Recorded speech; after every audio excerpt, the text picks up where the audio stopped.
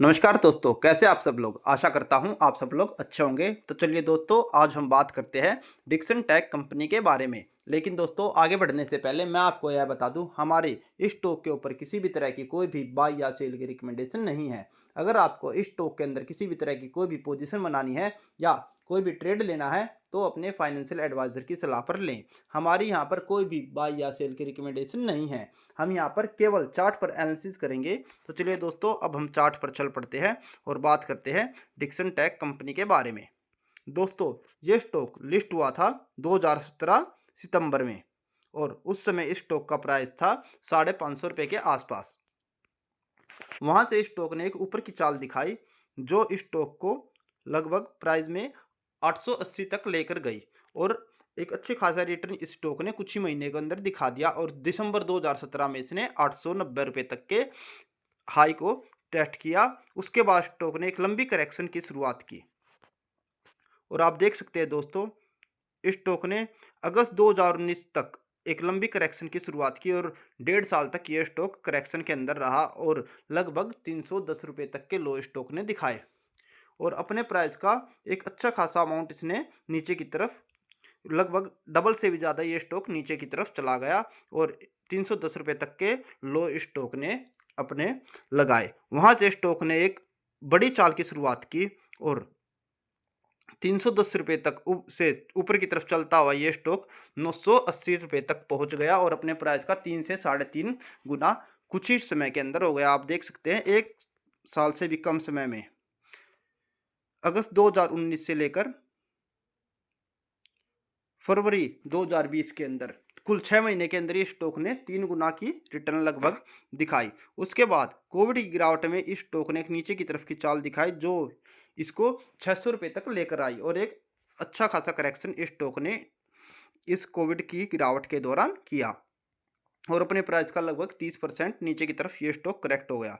उसके बाद इस स्टॉक ने एक बड़ी चाल की शुरुआत की जो इसको काफ़ी ऊपर तक ले गया। अगर आप देखें तो 23 मार्च 2020 में इस स्टॉक का प्राइस था ₹600 और अभी ये स्टॉक रैली के अंदर एंट्री कर चुका था और इसने अपने हाई बनाए 21 अक्टूबर 21 अक्टूबर 2021 के अंदर इसने अपना हाई बनाया लगभग 6000 के आसपास।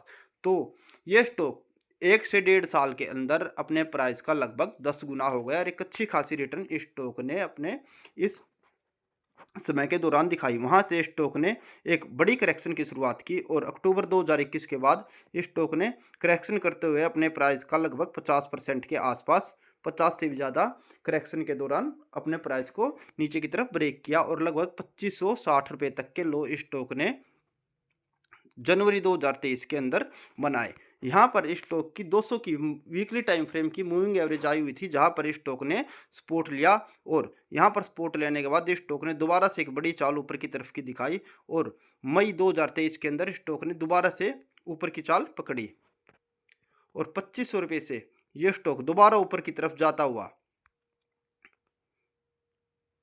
दिसंबर 2024 में लगभग 17,000 तक, 17 से अगर हाई की बात करें तो लगभग 18 से 19,000 तक के हाई इस स्टॉक ने बनाए और अपने प्राइस का दोबारा से लगभग 8 गुना ये हो गया। तो नीचे से स्टॉक ने एक बड़ी रैली दिखाई ₹600 से ये स्टॉक लगभग 19,000 तक की चाल के अंदर काम करता रहा और एक बड़ी रैली स्टॉक ने अपने इस समय के दौरान दिखाई। वहां से स्टॉक ने दोबारा से करेक्शन की शुरुआत की है और फिलहाल ये स्टॉक 14,000 के आसपास काम कर रहा है। तो अब हम इस स्टॉक के सभी सपोर्ट और रेजिस्टेंस जोन की बात करेंगे और बात करेंगे स्टॉक के अंदर आगे आने वाले समय में क्या हो सकता है। तो अभी हम एक बार इसके डेली टाइम फ्रेम पर चल पड़ते हैं।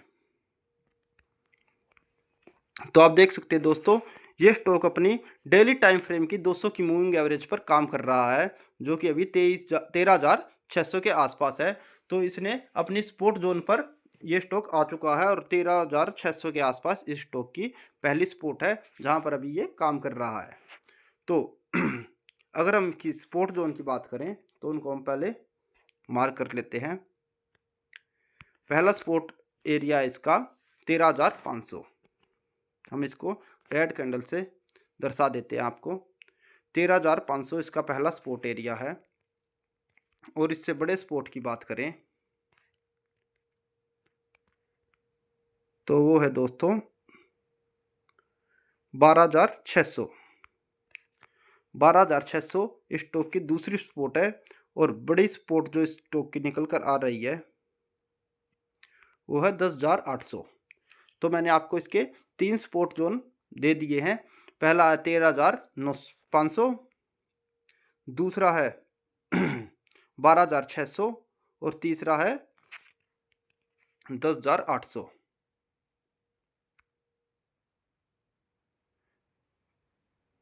तो आप देख सकते हैं मैंने इसके आपको 3 एरिया बता दिए हैं सपोर्ट के।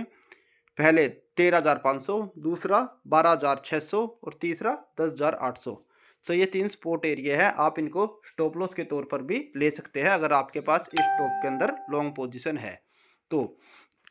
और अगर इस स्टॉक के रेजिस्टेंस जोन की बात करें या टारगेटों की बात करें तो उसके लिए हमें फिबोनाची रिट्रेसमेंट का भी यूज़ करना पड़ेगा।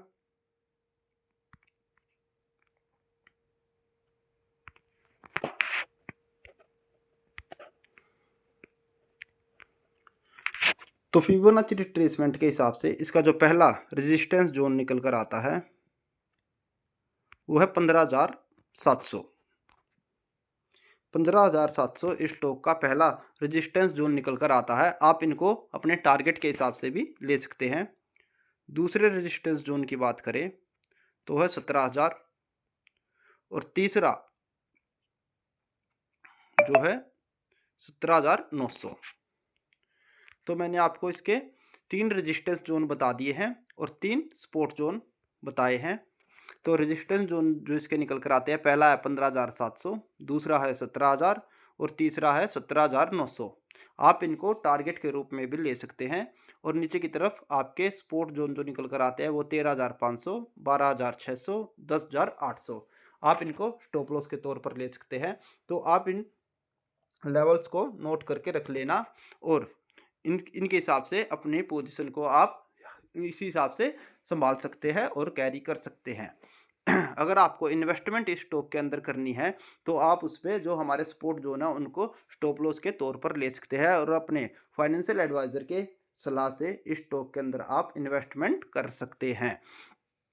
तो दोस्तों अगर आपको हमारी वीडियो अच्छी लगी हो तो इसे लाइक करें, शेयर करें, कमेंट करें और अगर आपको हमारा चैनल पसंद आया हो तो इसे सब्सक्राइब करें और बेल आइकन को दबाना ना भूलें ताकि आगे भी आपको ऐसी यूज़फुल वीडियो देखने को मिलती रहे। धन्यवाद दोस्तों।